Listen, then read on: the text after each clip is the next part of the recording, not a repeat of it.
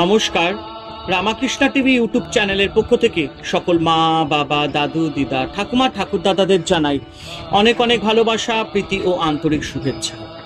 সবাই ভালো আছেন, ভালো থাকবেন। আমি আবারও চলে এসেছি শ্রী শ্রী রামকৃষ্ণ মিশনের স্বামী লোকেশ্বরানন্দ মহারাজজি সম্পাদিত শতরূপে সারদা সম্পর্কে আলোচনা করতে, এবং আজকে আমরা আলোচনা করব শ্রীমা পঞ্চশিখার আলোকে সম্পর্কে তৃতীয় শিখা।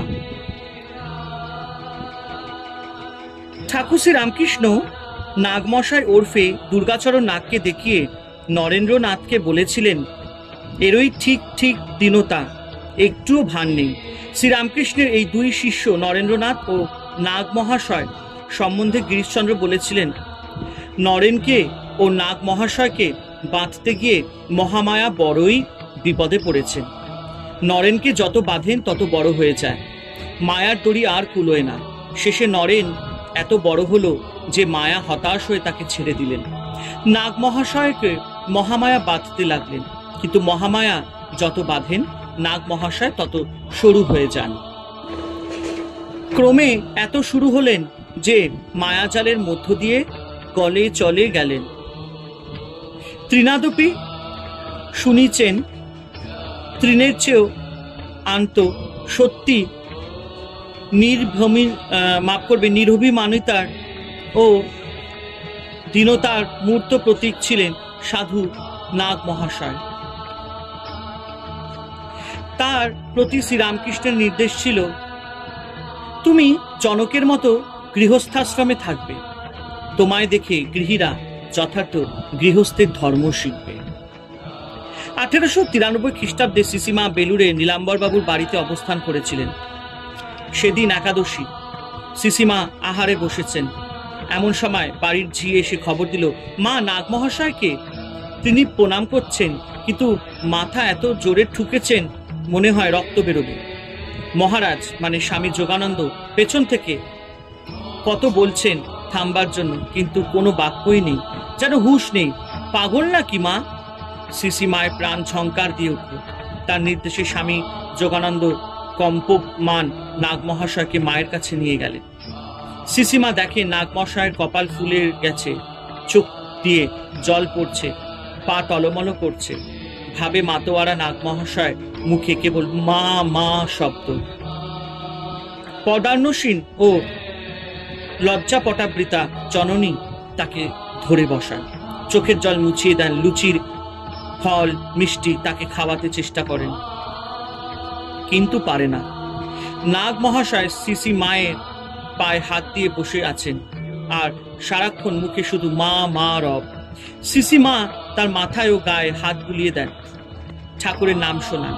কিছুক্ষণ পরে তার হুঁশ এলে সিসি মা নিজে খেতে বসেন ও নাগ মহাশয়কে প্রসাদ খাইয়ে দেন। খাবার পরে বিদায়ের সময় নাগ মহাশয় বলতে থাকেন, না হং তু হো। ফেরার পথে আনন্দে আত্মহারা নাগ মহাশয় বারংবার বলতে থাকেন, বাপের চেয়ে মা দয়াল, বাপের চেয়ে মা দয়াল। সম্ভবত এটি নাগ মহাশয় প্রথম মাতৃদর্শন। মহাভক্ত নাগ মহাশয়ের দিন ভাব ও ভক্তিরসের প্রাবল্য অনেকের কাছে বিস্ময় সৃষ্টি করত। শ্রী শ্রী মা 1869 খ্রিস্টাব্দে কয়েক মাস বাগবাজারে গঙ্গার ধারে হলুদ গুদাম বাড়িতে ছিলেন। নাগ মহাশয় সিসিমাকে প্রণাম করতে এসেছেন।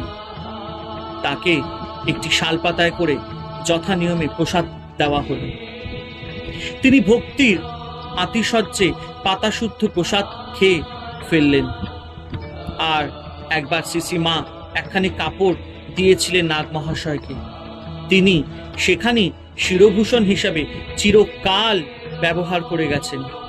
সিসি মায়ের প্রতি তার সর্ব সমর্পিত ভক্তি ও বিনীত সেবাপরায়ণ মনোভাবের পরিচয় মেলে অন্য একটি ঘটনায়। নাগ মহাশয় একদিন মলিন জীর্ণ বস্ত্র পরে নিজেদের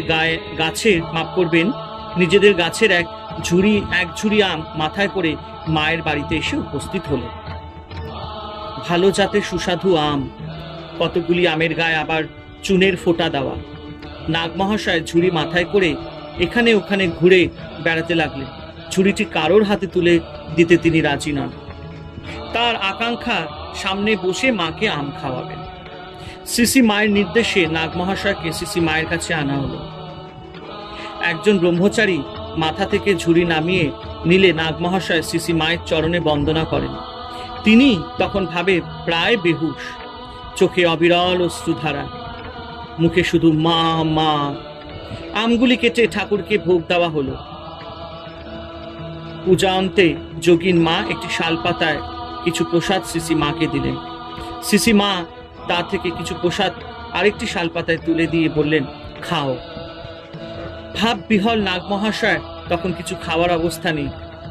শ্রী মা তার হাত ধরে কয়েকবার খেতে বললে নাগমহাশয় এক টুকরো আম নিয়ে মাথায় ঘষতে লাগলেন।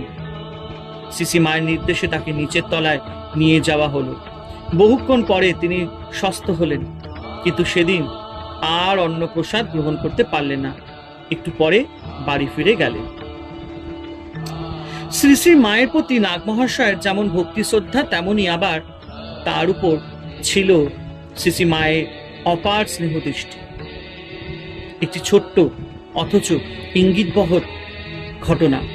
একজন ভক্ত একদিন লক্ষ্য করলেন শ্রী মা তার শয়ন ঘরের দেয়ালে টাঙানো স্বামীজি, গিরিশবাবু ও নাগমহাশয়ের ছবিগুলি মুছে তাতে চন্দনের টিপ দিয়ে শেষে ছবিতে হাত স্পর্শ করে চুমু খেলেন।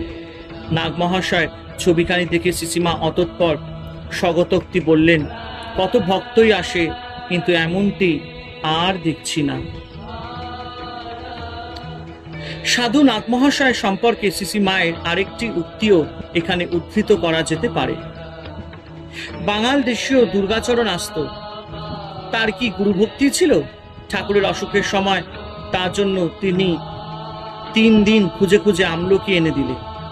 3 দিন আহার নিদ্রা নেই। একবার শাল পাতাতে প্রসাদ দিলুন গুদামওয়ালা বাড়িতে, পাতা শুদ্ধ খেয়ে ফেললেন। কালো শুকনো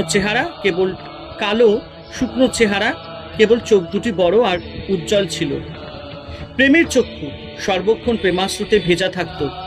ভক্তির দিব্যানন্দে নিজের ব্যক্তি সত্তাকে কতটা বিলীন করে দেওয়া যায়, সাধু নাগমহাশয় তার উজ্জ্বলতম দৃষ্টান্ত হয়ে চিরকাল বেঁচে থাকবেন। শ্রীরামকৃষ্ণ ভাবানন্দোলনের ইতিবৃত্তে মাতৃচরণ প্রান্তে নিত্য প্রচলিত ভক্তির এই অশ্রুনত শিখাটি আজও অকম্প্র। সন্ধ্যা আকাশের নির্জন সজল শুকতারাটির মতো শ্রী মায়ের উদ্দেশ্যে ভক্তির নিঃশব্দ বন্দনা গীতি রচনা করে চলেছে। অসংখ্য ধন্যবাদ।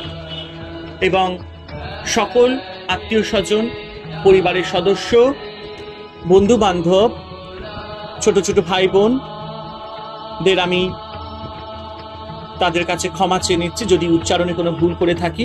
এবং যারা যারা আমার শতরূপে সারদা সম্পর্কে লাস্ট এপিসোডগুলি মিস করেছেন, অবশ্যই আমার রামাকৃষ্ণ টিভি ইউটিউব চ্যানেলে শতরূপে সারদা প্লেলিস্টে গিয়ে আগের ভিডিও বা এপিসোডগুলো আপনারা দেখে নিতে পারবেন। আজকের মতো এখানেই বিদায় নিলাম। আবার আসবো পরবর্তী অংশ নিয়ে আলোচনা করতে। যাওয়ার আগে হরে কৃষ্ণ কৃষ্ণ কৃষ্ণ হরে হরে, হরে রাম রাম রাম হরে হরে। জয় শিব শম্ভু, জয় দেবী দুর্গা দুর্গতি নাশিনী, জয় মা কালী।